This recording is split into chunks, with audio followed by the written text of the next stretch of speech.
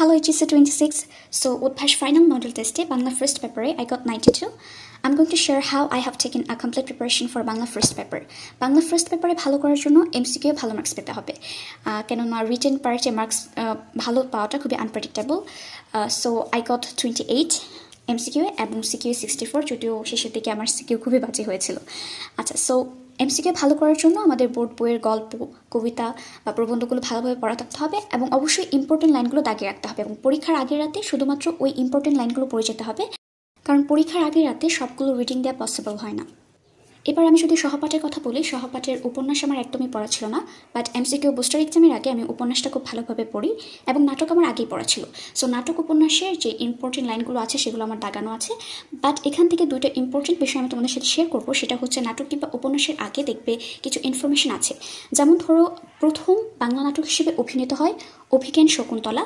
এবং প্রথম সার্থক বাংলা নাটক হচ্ছে শর্মিষ্ঠা এই দুটো ইনফরমেশন কিন্তু পরীক্ষায় এসে থাকে ইভেন উদ্ভাসের MCQ এই কোশ্চেনটা এসেছিল যে প্রথম বাংলা নাটক হিসেবে অভিনীত হয় কোনটি সো এটা আমার কারেক্ট হয়েছিল তাছাড়া এই পাশে দেখবে যে এখানে কিছু ইনফরমেশন আছে যে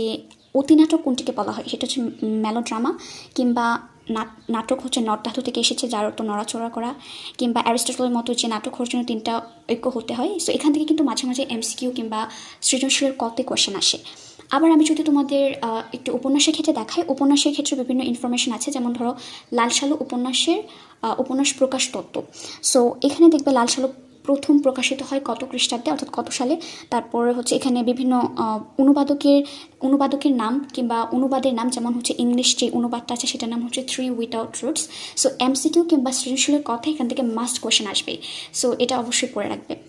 কিন্তু তোমার যদি এভাবে দাগানো না থাকে বই অর্থাৎ খুব ভালোভাবে যদি পড়া না থাকে তাহলে তুমি এক কাজ করতে পারো উদ্ভাসের যে কোশ্চেন ব্যাংকটা আছে সেখান থেকে প্র্যাকটিস করতে পারো সো কবি পরিচিতির ক্ষেত্রে কখনোই তোমরা বই থেকে পড়বে না আমার কাছে মনে হয় যে উদ্ভাসে কোশ্চেন ব্যাংকের শুরুতে যে কবি পরিচিতিটা সুন্দরভাবে সাজানো আছে সেখান থেকে পড়া উচিত এখানে এত সাল মুখস্থ না করে শুধুমাত্র রচনাগুলো পড়ার চেষ্টা করবে কারণ বোর্ড এক্সামে রচনা থেকে আসে যে একটা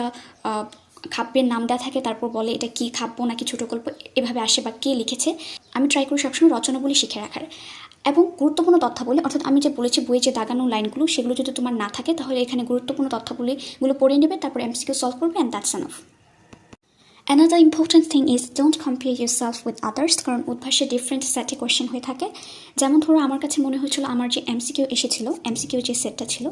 সেটা ইজি ছিল বাট CQ যে খতে যে কোয়েশ্চেনগুলো এসেছিলো সেগুলো একটু হার্ড ছিল এবং আমি অন্যান্য সেটের কোয়েশ্চেন দেখেছি উদ্ভাসের কোয়েশ্চেনগুলো কম্পারেটিভলি একটু হার্ড হয়েছে so happy learning bye bye